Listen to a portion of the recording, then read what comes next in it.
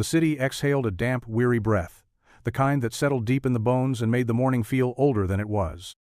Leo traced the rim of his chipped coffee mug, the ceramic cool against his calloused fingertips. Outside, the rain fell in a steady, determined drizzle, blurring the edges of the world into a watercolor of muted grays and tired browns.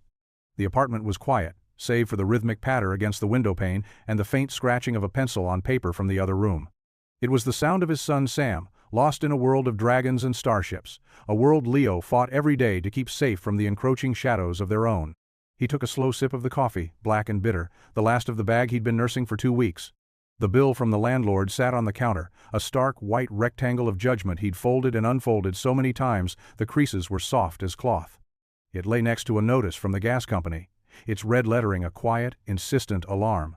He had $73 to his name, a half-tank of gas in his rusting van, and a mountain of scrap metal in his workshop that hummed with the ghosts of unpaid potential.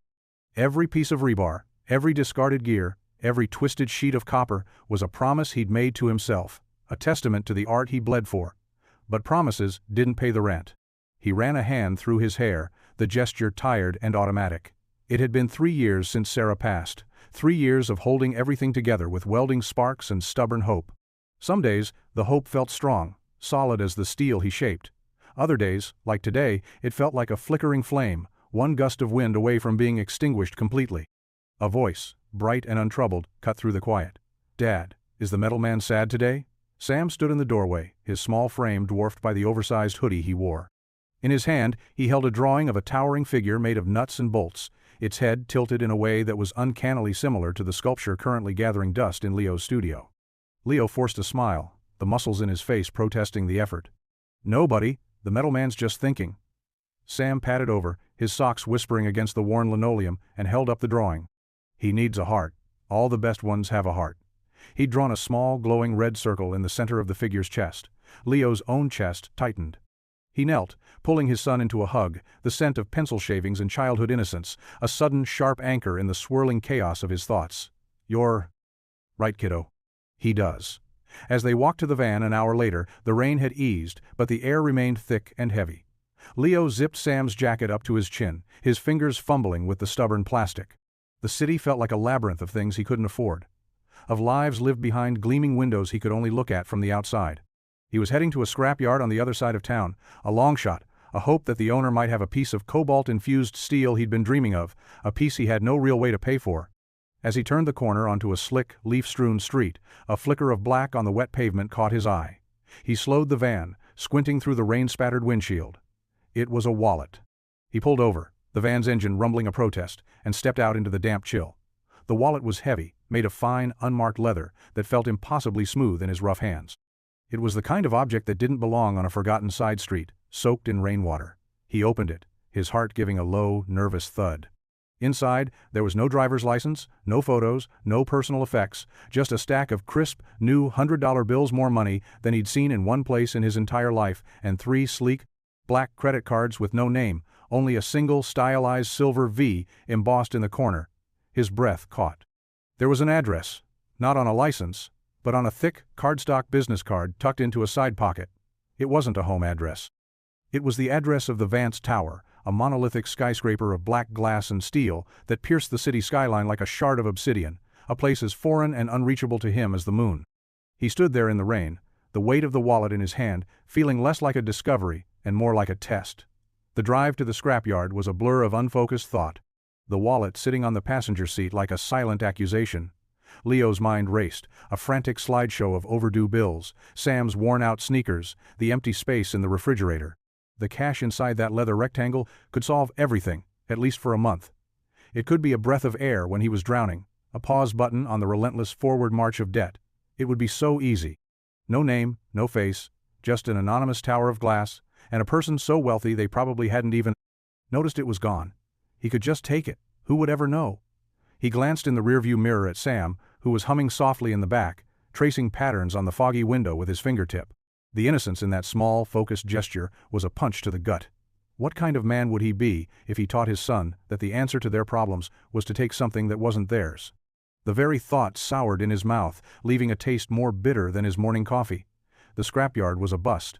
The owner, a grizzled man named Sal who smelled of rust and cheap cigars, just shook his head. Cobalt steel? In this economy? You're dreaming, Leo. He walked away, leaving Leo standing among mountains of decaying metal, the rain starting to fall again, colder this time. The weight of his failure pressed down, heavy and familiar.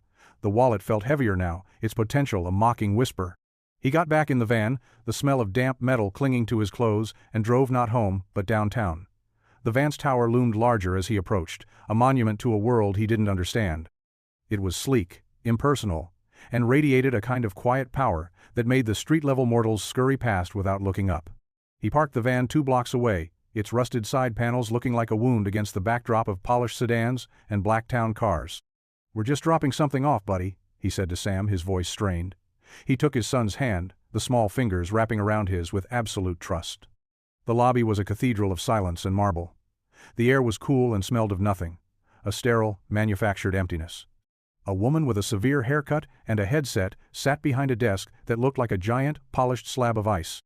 Her eyes flickered over Leo's worn work boots and faded jacket, her expression a perfect mask of polite dismissal. "Can I help you?" Her voice was as sterile as the air. Leo held up the wallet. "I found this." The address on the card inside was for this building. The woman's composure cracked for a fraction of a second. She reached for the wallet, but Leo held it back. "I'd like to return it to the owner. In person." Her eyebrows rose, a silent question about his audacity. "I'm sorry, sir, that's not possible. If you leave it with me, I'll see that it gets to the proper channels." "I'm sure you will," Leo said, his grip tightening on the smooth leather. "But I'd still like to return it myself." He didn't know why he was pushing. Maybe it was pride. Maybe it was the need to prove to himself, more than anyone, that he was the kind of man who did the right thing, all the way through. The woman's lips thinned. "Who, may I ask, is the wallet for?" Leo paused. There was no name. He pulled out the business card with the silver V. "I'm not sure." This was the only identification. The woman's eyes widened almost imperceptibly as she saw the card. Her posture shifted. "One moment." She spoke softly into her headset, her gaze never leaving Leo. The silence stretched, amplified by the cavernous space. Sam fidgeted, his small hand still in Leo's. Finally, the woman looked up, her expression a mixture of disbelief and grudging respect. "Miss Vance will see you, 40th floor." The elevator ascended with a silent, stomach-lurching speed. Sam pressed his face against the glass, watching the city shrink below, his breath fogging a small circle on the surface. "Are we going to space?" he whispered, his voice filled with awe. Leo managed a weak smile, his own stomach a knot of apprehension. "Feels like it, doesn't it?" The 40th floor was even quieter than the lobby. The air here was the same cool, scentless, still, but the silence felt different. It was the silence of absolute control. The walls were a pale, seamless gray, the floor, a polished concrete that reflected the muted light from floor-to-ceiling windows. There was no art, no plants, no clutter. It was less an office and more a minimalist fortress. A man in a suit so sharp it looked like it could cut glass met them at the elevator. His smile was thin and practiced. "Mr. Morgan? This way." He led them down a long hallway to a set of imposing double doors and opened one, gesturing them inside, before retreating without a word. The office was vast, dominated by a single, massive desk, made of what looked like a solid piece of dark wood. Behind it, a woman stood staring out at the rain-swept cityscape, her back to them. The entire wall was a window, and she seemed to be a part of the view, a silhouette against the gray sky. She turned slowly. Eleanor Vance was not what he had expected. He'd pictured someone older, harsher. But the woman before him was probably his age, with dark hair pulled back in a severe, elegant knot, and a face that was strikingly beautiful but guarded, as if she'd long ago learned to shield her thoughts from the world. She wore a simple, impeccably tailored black dress, the only adornment a delicate silver watch on her wrist. Her eyes, a cool, intelligent gray, assessed him in a single, swift glance. "You're the one who found my wallet," she said. It wasn't a question. Her voice was low and even, betraying no emotion. Leo nodded, stepping forward. "I am." He placed the wallet on the edge of her enormous desk. It looked small and insignificant in the vast expanse of polished wood. She didn't move to pick it up. Her gaze remained on him. "The security chief informed me it was found on a rather unremarkable street. He also informed me of its contents." Leo met her gaze, his own resolve hardening. He wasn't here to be interrogated or judged. "It was on the pavement. I just picked it up." "And you brought it back," she stated, her tone unreadable. "With everything still inside, my security chief finds that unusual." The implication hung in the air. That someone like him, someone who looked like he could use the money, should have taken it. Leo's jaw tightened. "I'm not looking for a reward, Miss Vance. I'm just returning what's yours." He started to turn, taking Sam's hand. "We'll be on our way." "Wait," she said. The word was sharp, commanding, but held a flicker of something else. Curiosity, maybe. She walked around the desk, her movements fluid and controlled. She stopped a few feet from them, her eyes drifting down to Sam, who was clutching his sketchbook to his chest. "What's that?" she asked, her voice a fraction softer. Sam, who was never shy, held it up. "It's my dad's art. I draw it." Eleanor took the sketchbook he offered. She flipped through the pages slowly. The drawings were childish, of course, but they captured the raw power of Leo's sculptures, the twisted metal, the fierce, beautiful agony in their forms. She paused on the drawing of the metal man with the glowing red heart. Her carefully constructed composure seemed to waver for a beat. She looked from the drawing to Leo, and for the first time, she truly saw him. Not as a problem to be managed or a curiosity to be dismissed, but as something else entirely, something real. She handed the sketchbook back to Sam. "Your father is very talented." She then looked directly at Leo, her gray eyes searching his. "Thank you for returning my property, Mr. Morgan. You're an honest man. That's a rarer commodity than you might think." The elevator ride down felt even longer than the ride up. Leo's hand was steady on Sam's shoulder, but inside, his adrenaline was a frantic hum. The encounter with Eleanor Vance had left him feeling exposed, as if she had peeled back a layer of him without even trying. She hadn't been unkind, not really, but her presence was a force of nature, a controlled storm that pulled all the air out of the room. He was relieved to be out of the tower, back on the rain-slicked streets where he belonged. Sam, however, was buzzing. "She liked my drawings, Dad. She said you were talented. Is she a queen?" Leo chuckled, the sound a little rough. "Something like that, buddy." He buckled his son into the van, the familiar creak of the seat, a comforting return to reality.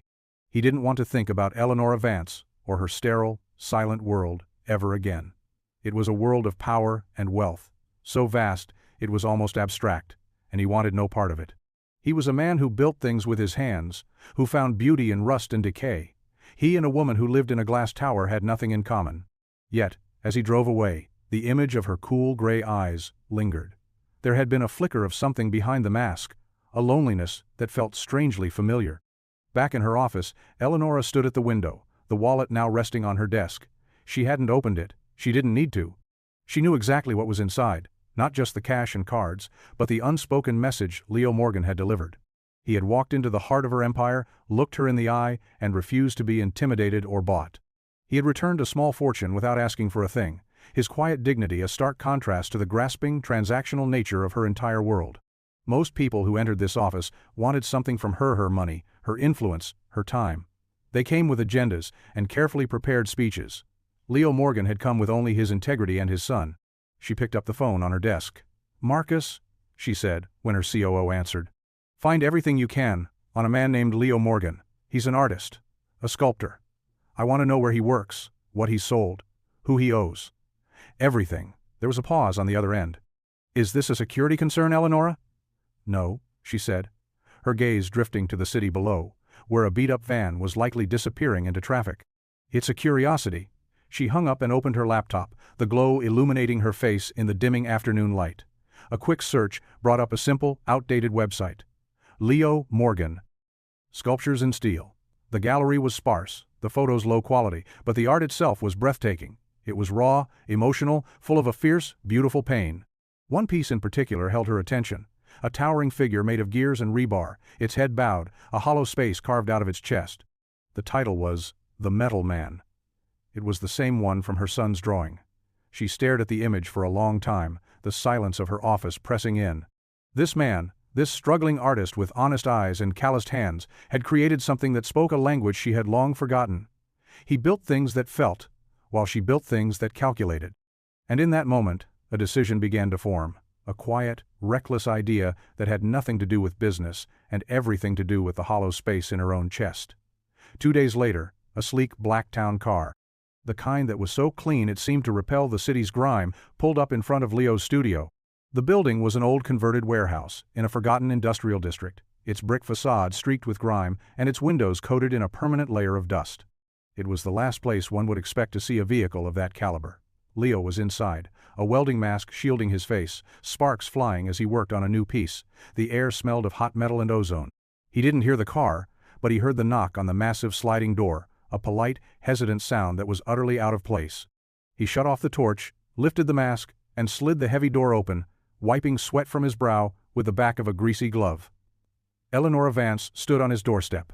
She was dressed differently today, in dark jeans, a simple gray cashmere sweater, and flat leather boots. Her hair was pulled back in a loose ponytail, and she wore no makeup. Without the armor of her office and her power suit, she looked younger, more approachable, and yet her presence was just as potent. Leo stared, momentarily speechless. "Ms. Vance." She offered a small, tentative smile. "I was hoping you weren't busy."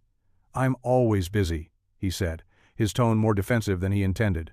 He gestured to the chaotic interior of his studio. "As you can see."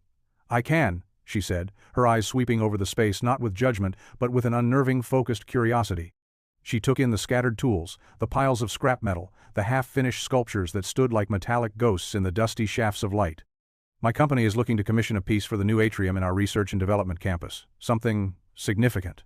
Your work came highly recommended." Leo crossed his arms, his posture a fortress of skepticism. "Your company. Right, and they sent you, the CEO, to a scrapyard artist in the worst part of town?" Her smile didn't falter. "I'm very hands-on with projects I care about." He didn't believe her, not for a second. This felt like something else, a debt she felt she needed to repay for the wallet, a form of charity dressed up in a corporate suit, and he wanted no part of it. "I'm not for sale, Ms. Vance. And my art isn't a decorative accessory for your corporate lobby." "I'm not looking for a decoration," she said, her voice steady. She stepped inside, her boots making soft sounds on the concrete floor. She walked toward the metal man, the sculpture that had captivated her on his website. She circled it slowly, her fingers tracing the air just inches from its rusted surface. "I'm looking for something that feels real. Something that has a heart." The echo of his own son's words from her lips sent a jolt through him. He watched her, his defenses starting to feel thin and brittle. She wasn't looking at the piece as an investment or a status symbol. She was looking at it with a kind of quiet reverence, a deep, personal recognition that he hadn't seen in a client in years. Sam chose that moment to emerge from the small, partitioned-off area that served as his play space, a half-eaten apple in his hand. His eyes lit up when he saw Eleanor.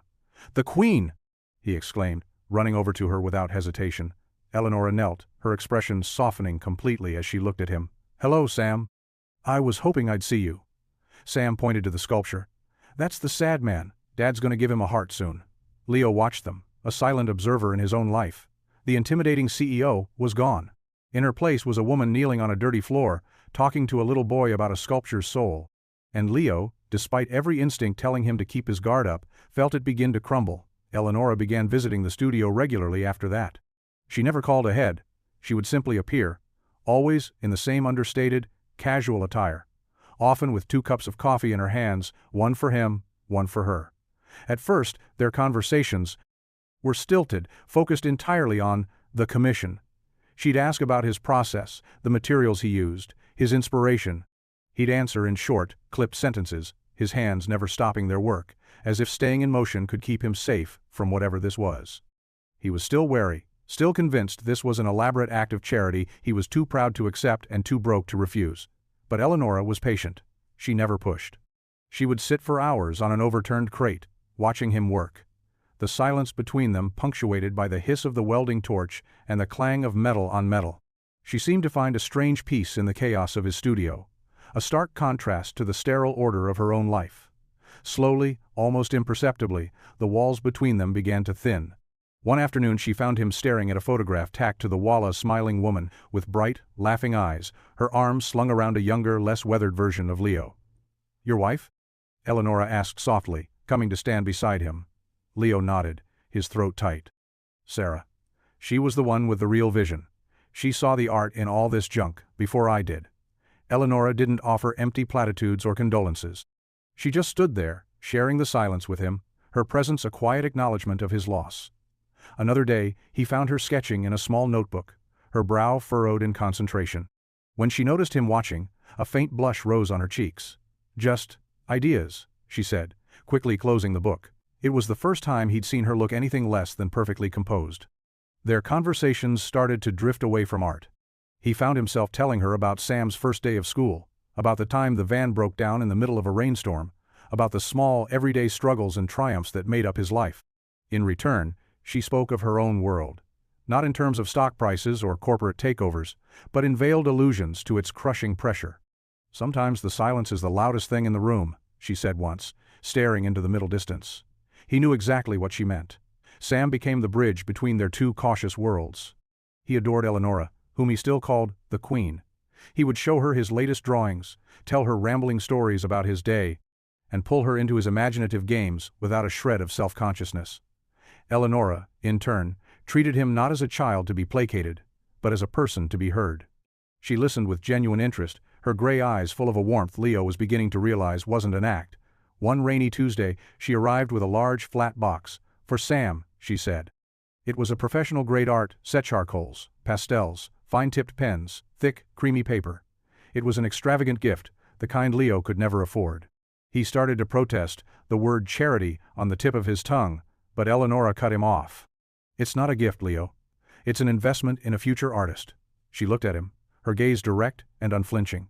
"Let someone do something kind for you. It doesn't make you weak."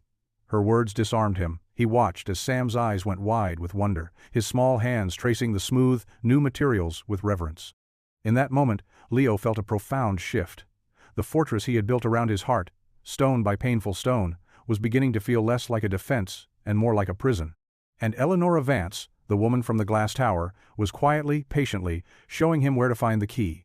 The sculpture for the Vance Tower atrium began to take shape. It was a massive, abstract piece, a swirling spiral of polished steel and rusted iron that seemed to reach for the sky, a fusion of their two worlds. Leo poured himself into it, the work a conduit for the complex, unnamed feelings that were growing between him and Eleanor. She was there most days, a quiet fixture in the corner of his studio, her presence a steady hum beneath the noise of his work. The commission was a lie. They both knew it now, though neither of them had said it aloud. It was an excuse, a fragile bridge they had built to span the chasm between their lives. One late afternoon, as the sun slanted through the dusty windows, casting long, golden shadows across the floor, Leo finally put down his tools. He was tired, his muscles aching, but it was a good kind of tired, the kind that came from creation, not just survival. Eleanor sat on her usual crate, a book open in her lap, though she hadn't turned a page in over an hour. "It's almost done," he said, his voice rough. She looked up, her eyes soft in the warm light. "It's beautiful, Leo." He walked over and sat on the floor near her, leaning his back against a stack of metal sheets. "You know," he began, staring at the sculpture, "I haven't felt this hopeful about the work in a long time. Not since Sarah." The admission hung in the air, vulnerable and real. Eleanor closed her book. "She would be proud of you." "She'd probably be telling me not to trust the billionaire CEO who keeps showing up with coffee," he said, a half-smile touching his lips. Eleanor's own smile was faint, tinged with a sadness he was starting to recognize. "Is that what you think this is? Me, a billionaire CEO, and you, a project?" "I don't know what this is," he admitted, finally looking at her, "but it doesn't feel like a business transaction." "It isn't," she said, her voice barely a whisper. She leaned forward slightly, her gray eyes searching his. "When I'm here, in this place, with you and Sam, I'm not a CEO. I'm not a Vance. I'm just Eleanor. And I haven't felt like just Eleanor in a very long time." The raw honesty in her voice was a current that pulled him under. The air between them crackled, the space shrinking until it was filled with only their shared breath and the silent, heavy weight of unspoken feelings.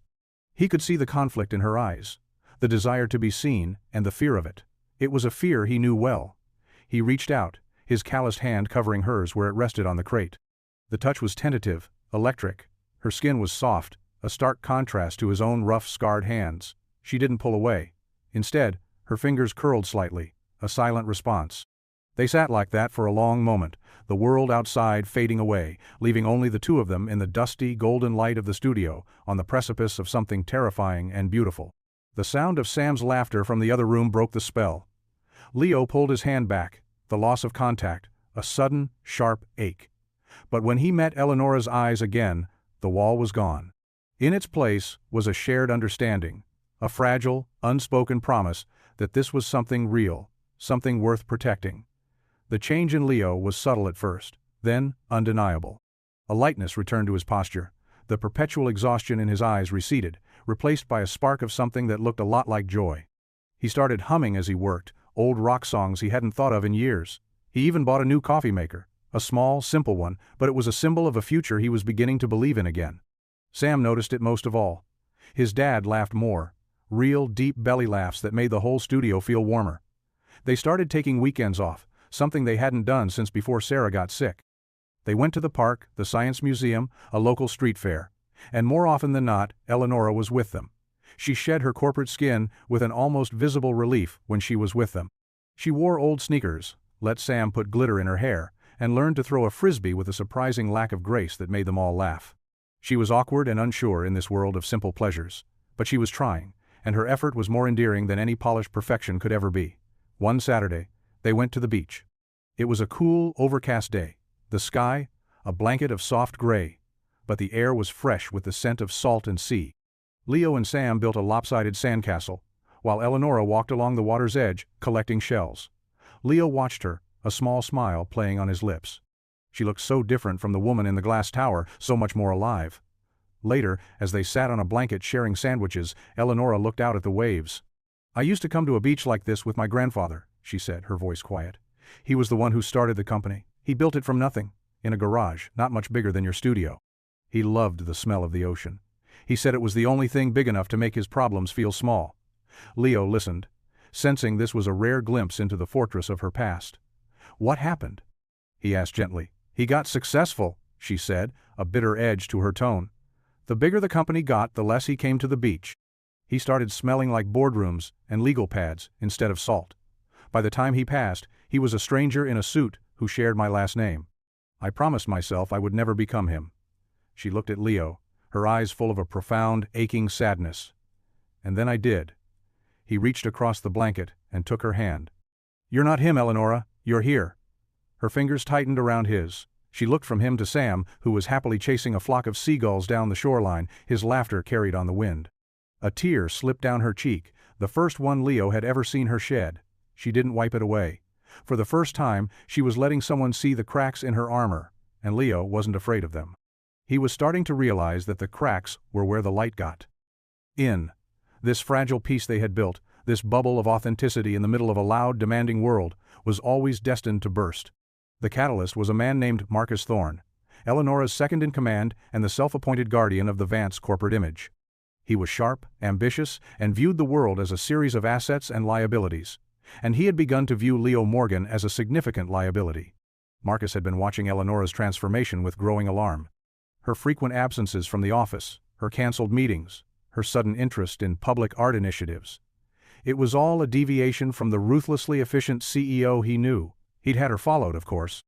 The reports came back with grainy photos of her at a playground, in a dusty workshop, holding hands with a man who looked like he'd just stepped out of a labor union meeting. It was unacceptable. He chose to confront her not in the office, but at her sterile, high-rise apartment, a place as devoid of personal touches as her corporate persona. He found her on the balcony, staring out at the city lights, a glass of wine untouched on the table beside her. "This has gone on long enough, Eleanor," he said without preamble. She didn't turn. "This, Marcus, is none of your business. When the CEO of a multi-billion-dollar corporation starts spending her afternoons in a glorified junkyard with a penniless sculptor, it becomes the board's business," he retorted, his voice clipped. "The stockholders are getting nervous. Your sabbatical is being interpreted as instability, and this man," he let the word hang in the air, thick with disdain. "He's a risk. A nobody with a sad story who could drag the Vance name through the mud." "His name is Leo," she said, her voice dangerously quiet. She finally turned to face him, her eyes as cold and hard as the glass surrounding them. "And he has more integrity in one of his calloused fingers than you have in your entire body," Marcus scoffed. "Integrity doesn't move markets. Perception does. And the perception is that you are being taken for a ride. Or worse, that you've lost your focus. What happens when the press gets a hold of this? Billionaire heiress finds love in the slums. It's a liability we can't afford." "Then sell your shares, Marcus," she said, her voice dropping to an icy whisper. "Because I am not a liability. I am the CEO, and you are dismissed." His face paled, the smug confidence draining away to be replaced by disbelief, then fury. He left without another word, the sound of the door sliding shut echoing in the silent apartment. Eleanor stood alone on the balcony, the city lights blurring before her. She had won the battle, but she knew the war was just beginning. Marcus wouldn't go quietly, he would leak it. He would use the story to try and force her out, to paint her as unstable and her connection to Leo as a reckless, emotional folly. The world she had tried so hard to keep at bay was about to come crashing down on the one place she had finally found peace. The headline hit the internet like a flash flood. It was on a popular tech gossip blog first, then spread like wildfire. Vance Tech's reclusive CEO, Eleanor Vance, in secret romance with struggling artist. The article was accompanied by a long-lens photo of her and Leo leaving his studio, his arm casually resting on her back. It was a picture of simple, unguarded affection twisted into something salacious and transactional. By morning, it was everywhere. Leo found out when he went to the corner store for milk. His face, grainy and unfamiliar, stared back at him from the screen of the small TV mounted behind the counter. The cashier, a woman he'd known for years, suddenly couldn't meet his eye. His phone started buzzing in his pocket and didn't stop. Reporters began showing up outside the studio, a flock of vultures with cameras and microphones. They shouted questions at him, their voices a jarring intrusion into the quiet sanctuary he had built. "Mr. Morgan, how long have you known Miss Vance? Is it true she's funding your work? Are you in love with the billionaire?" He retreated inside, slamming the heavy door shut, his heart pounding a panicked rhythm against his ribs. This was it. The nightmare he had subconsciously been bracing for all along. He was no longer Leo, the artist, the father. He was a character in a story he didn't write, a supporting actor in the drama of a wealthy woman's life. The narrative was already set. He was the charity case, the gold digger, the blue-collar pet project. Sam came out of his corner, his eyes wide with confusion and fear. "Dad, who are all those people?" Leo knelt and pulled him close, his own fear a cold knot in his stomach. "They're just confused, buddy. It's okay. We're okay." But as he held his son, he knew it wasn't okay. The world had found them, and it was threatening to tear apart the fragile, beautiful thing he had just started to believe in. He had to protect Sam. That was his only job, his only purpose. And if that meant shutting the door on Eleanor, on the hope she represented, then that was what he had to do. The thought was a shard of ice in his heart. Eleanor tried to call, but he didn't answer. He watched her name flash on the screen, his thumb hovering over the green button, his heart aching with the desire to hear her voice. But he couldn't. The risk was too great. The reporters were still camped outside, a constant, menacing presence. Sam was scared to go outside.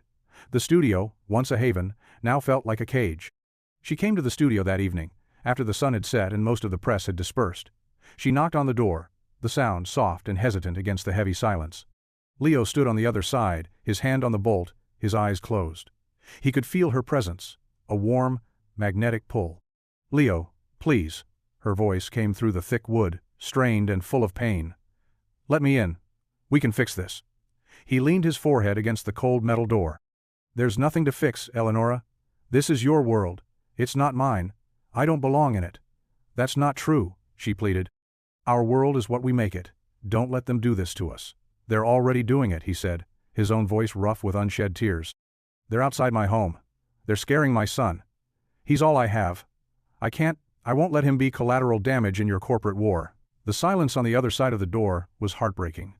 He could picture her standing there, her face pale, her hands clenched at her sides. He was hurting her, and it was tearing him apart. But the instinct to protect his child was a primal force, stronger than anything else. "I just wanted to be with you," she whispered, her voice cracking. "I know," he said, the words barely audible, "but I can't. I'm sorry."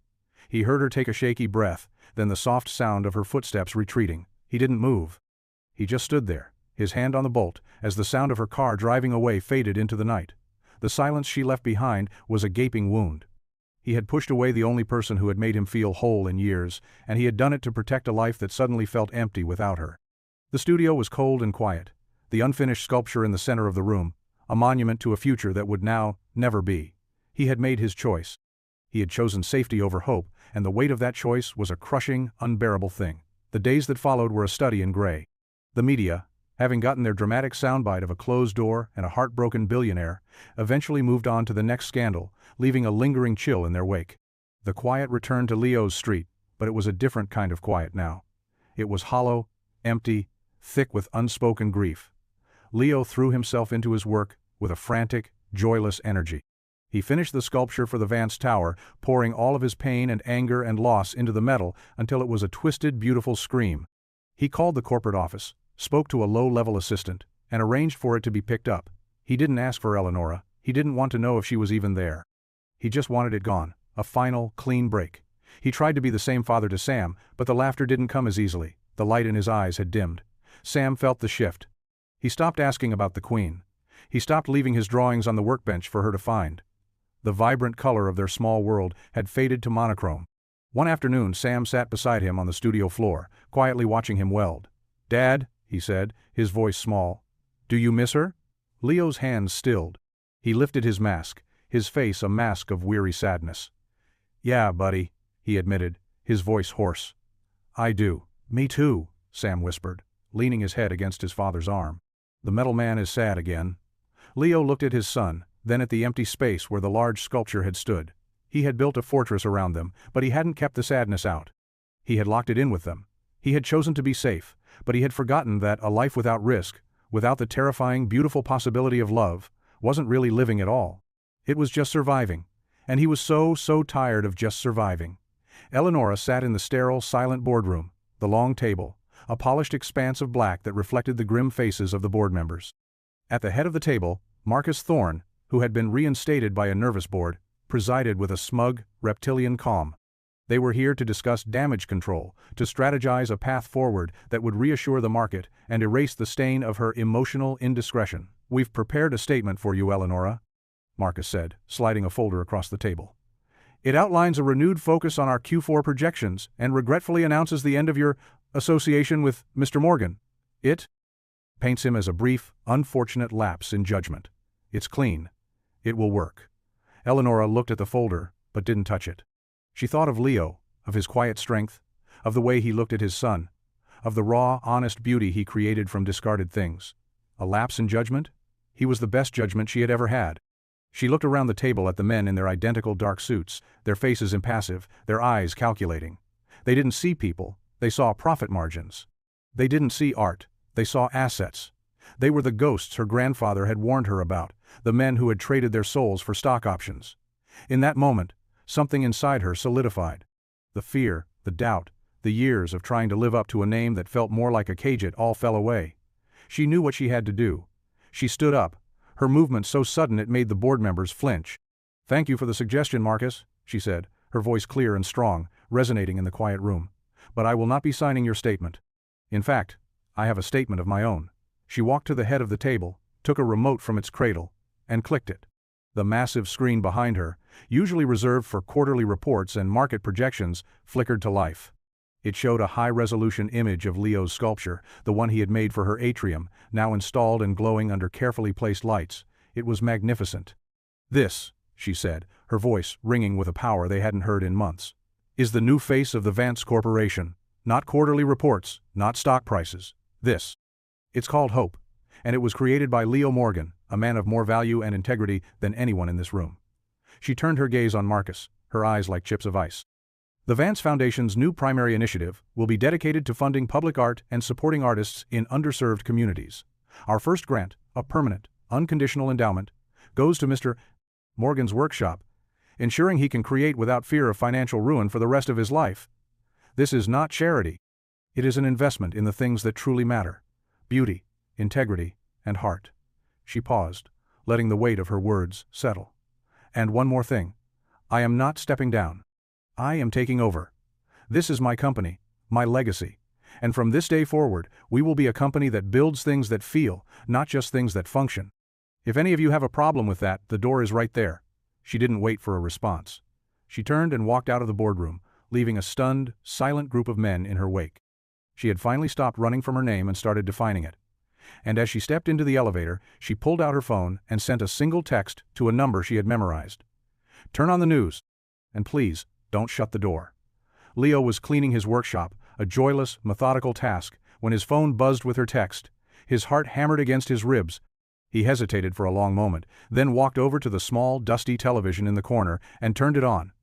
The business channel was in the middle of a breaking news report. The headline scrolled across the bottom of the screen.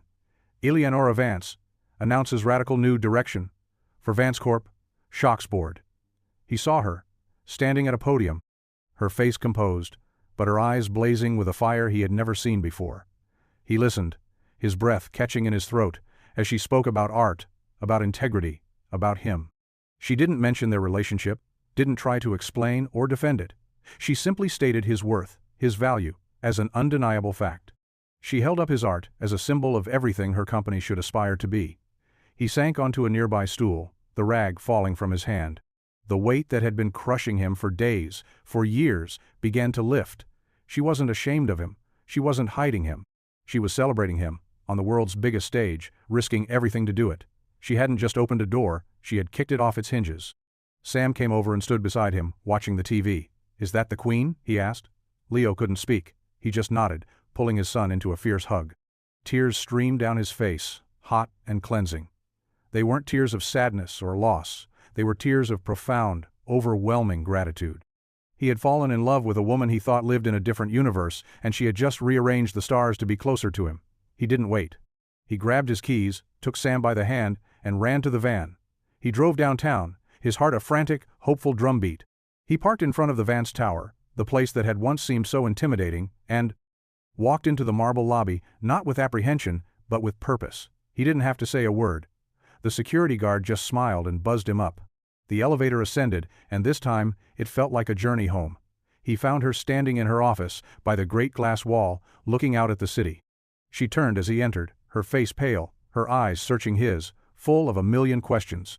He crossed the room in 3 long strides. He didn't say thank you, he didn't say he was sorry. He just cupped her face in his hands, his rough, calloused thumbs brushing away the tears on her cheeks, and kissed her. It was a kiss full of all the words they hadn't said, a kiss that tasted of rain and rust and redemption. It was the closing of one story, and the beginning of another. When they finally broke apart, they were both breathless. "I was so scared you wouldn't come," she whispered. Leo smiled, a real, wide, brilliant smile that reached his eyes and transformed his face. "You told me not to shut the door." He took her hand, lacing his fingers through hers. Behind them, Sam stood in the doorway, a wide grin on his face. He held up his sketchbook to a page he'd just finished. It was a drawing of the two of them, holding hands. And above their heads, he had drawn a giant, glowing red heart. The metal man wasn't sad anymore. The unveiling was on a bright, crisp autumn day. The sculpture, Hope, stood in the center of a newly created public park, a green oasis carved out of the concrete heart of the city, funded entirely by the new Vance Foundation. The sun glinted off its polished steel surfaces, making it seem alive, breathing. A crowd had gathered city officials, art critics, families with children, and the quiet, steady presence of Leo's friends from the old neighborhood. Eleanor stood beside him, not as a CEO, but as his partner, her hand resting comfortably in his. She wore a simple dress the color of the autumn leaves, and her face was relaxed and open, full of a light that had nothing to do with camera flashes. The media was there, of course, but their tone had changed. The narrative was no longer one of scandal but one of inspiration. They spoke of Eleanor's bold vision, of Leo's powerful transformative art, of a partnership that was redefining the relationship between commerce and creativity. When it was his turn to speak, Leo stepped up to the microphone, his nervousness eclipsed by a quiet, solid confidence. He didn't talk about the metal or his technique. He talked about what the sculpture meant. "Hope isn't about pretending the darkness doesn't exist," he said, his voice steady, his eyes finding Eleanor's in the crowd. "It's about finding the light within it. It's about knowing that even when things are broken, they can be remade into something even stronger, something more beautiful." He looked over at Sam, who was sitting on Eleanor's shoulders, his small hands tangled in her hair, a proud grin on his face. "It's about building things with heart." Later, after the speeches and the applause had faded, the three of them stood alone before the sculpture as the sun began to set, painting the sky in strokes of orange and gold. The city buzzed around them, a distant, gentle hum. "So," Eleanor said, leaning her head on his shoulder. "What's next, Mr. Morgan?" Leo smiled, wrapping his arm around her, pulling her close. "I was thinking of starting a new piece." "Oh yeah?" she said, her eyes twinkling. "What's it called?" He looked down at her, then at their son, his heart full to bursting. "It's called Family." The sculpture was a silent testament behind them, a promise forged in fire and steel, a symbol of two disparate worlds melted down and reshaped into a single, unbreakable whole. The light was fading, but they were no longer afraid of the dark. They had each other. They had found their way home. The years that followed were not a fairy tale. They were something better. They were real. They were messy and complicated and beautiful. They were arguments over what to have for dinner and negotiations over Sam's bedtime. They were the quiet comfort of waking up next to the same person every morning, and the loud, chaotic joy of school projects spread across the expensive minimalist furniture in Eleanor's apartment, which slowly, piece by piece, started to look more like a home. It filled with Leo's smaller sculptures, with Sam's framed drawings, with muddy boots left by the door and the lingering scent of coffee and turpentine.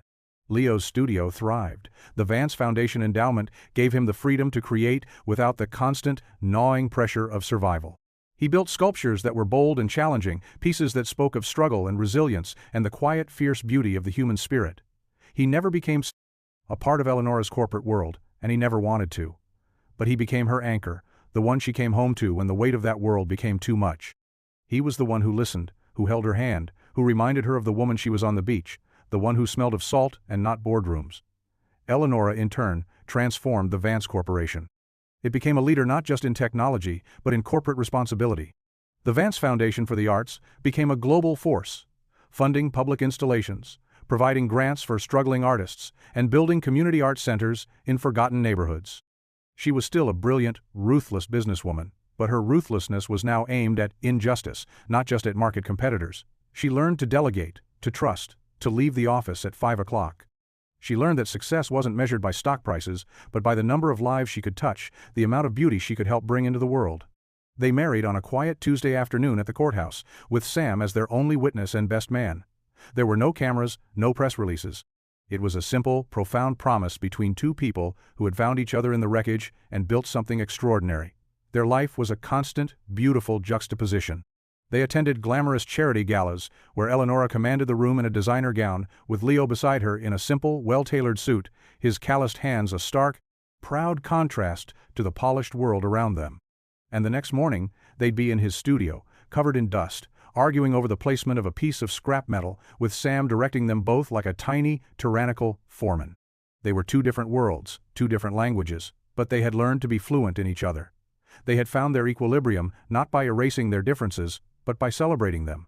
Their love story wasn't about a poor man being rescued by a rich woman. It was about two lonely, guarded souls who rescued each other, who showed each other what it meant to have a heart, and who proved that the most valuable things in life are the ones that can never be bought or sold. One crisp evening, years later, a teenage Sam sat with his parents on the balcony of their home, overlooking the glittering expanse of the city. The air was cool, and the sky was a deep, velvet blue.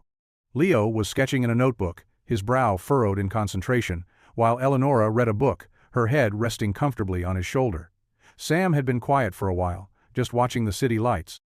"You know," he said finally, "I was looking at some of the old articles about you guys online today, for a history project." Leo and Eleanor exchanged a glance, a silent conversation passing between them. "Yeah?" Leo said, his pencil stilling. "They got it so wrong," Sam said, shaking his head. "They made it sound like you were this project. And you," he looked at his mother, "were some kind of runaway princess." Eleanor smiled, a soft, genuine smile that had long ago replaced her guarded corporate mask. "That's what the world saw, I suppose. It's the easiest story to tell." "But it wasn't the story," Sam insisted. "The real story. It started with a wallet, and a drawing of a sad metal man who needed a heart." He looked at his father. "You gave him one, Dad. Not just in the sculpture." Leo's throat grew thick. He reached out and ruffled his son's hair. Eleanor took his other hand, her fingers lacing through his.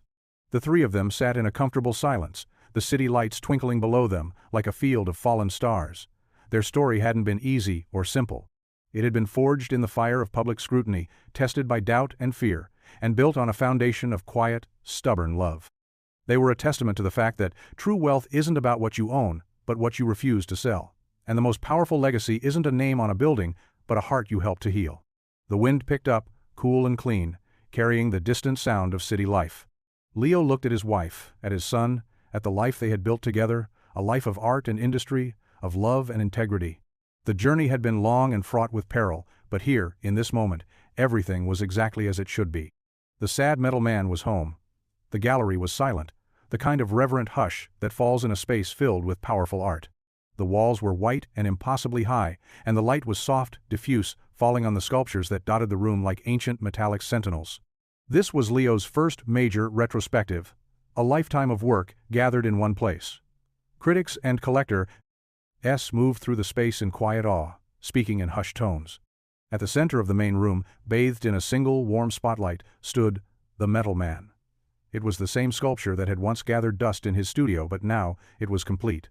In the hollow cavity of its chest rested a heart, not made of glowing red paint as Sam had once drawn, but of a single, perfect piece of cobalt-infused steel, polished to a mirror shine, reflecting the faces of everyone who looked at it.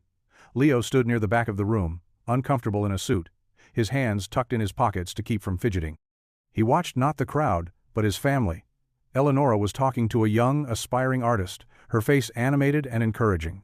She had long since passed the CEO title to a successor she'd mentored, choosing instead to run the Vance Foundation full-time. She was happier, lighter, more herself than he had ever seen her. Sam, now a young man with his father's eyes and his mother's quiet confidence, was a student at the country's most prestigious art school. He stood beside his girlfriend, explaining the nuances of his father's welding technique with a mixture of technical knowledge and fierce, filial pride. A reporter, a young woman with kind eyes, approached Leo. "Mr. Morgan," she said, "your story is incredible, a true rags to riches tale." Leo shook his head, a small, weary smile on his lips. "You've got it wrong. It was never about the riches." The reporter looked confused. "Then what was it about?" Leo's gaze drifted back to his wife and son, who were now walking toward him, their faces bright with love. He thought back to a rainy day, a lost wallet, and the terrifying, beautiful choice to do the right thing. He thought of a dusty studio, a shared cup of coffee, and the slow, patient crumbling of walls. He thought of a little boy's drawing and a love strong enough to rearrange the stars. "It was about value," Leo said, his voice quiet but sure as he took Eleanor's hand. "It was about learning the difference between the price of things and their worth." The reporter scribbled furiously in her notepad, but Leo knew she'd never truly understand. His story wasn't written in headlines. It was written in steel and rust, in courage and kindness, in the shared heart of the family that stood beside him, their reflections captured together in the center of his masterpiece. The workshop was quiet now, the tools hanging neatly on the walls, the floor swept clean. Leo didn't work here as much anymore. He had a larger, state-of-the-art studio downtown. But he kept this place, the old warehouse in the forgotten part of town. He kept it exactly as it was, a touchstone, a reminder of where it all began. He was teaching his grandson, a small, bright-eyed boy with a shock of dark hair, how to hold a wrench. The boy, whose name was Leo Jr., but whom everyone called Lucky, was diligently trying to tighten a bolt on a small metal bird his grandfather had welded for him. Eleanor sat on the familiar overturned crate, her hair now streaked with silver, a serene smile on her face as she watched them. She had a sketchbook in her lap, and she was drawing them, her lines now confident and full of love. The late afternoon sun slanted through the dusty windows, the same golden light that had filled the room all those years ago. It illuminated the dust motes dancing in the air, turning them into tiny, glittering stars. "Grandpa," Lucky said, his brow furrowed in concentration, "why do you like all this old, rusty stuff?" Leo smiled and knelt beside the boy, his hand covering his grandson's on the wrench. "Because, Lucky," he said, his voice soft, "this old, rusty stuff teaches you something important. It teaches you that nothing is ever truly lost. It can always be found. It can always be remade. You just need to have the right tools." "Like this wrench?" the boy asked. "Like the wrench," Leo confirmed. "And a little bit of patience, and a whole lot of heart." He glanced up and met Eleanor's eyes across the room. She smiled, a silent message of love and shared history passing between them. They had built a legacy, not of money or power, but of something far more enduring. They had built a life out of second chances. The sun dipped lower, and the studio filled with the warm, golden glow of memory and promise. The work was done, the story told. All that was left was the quiet, beautiful, ever-present hum of love.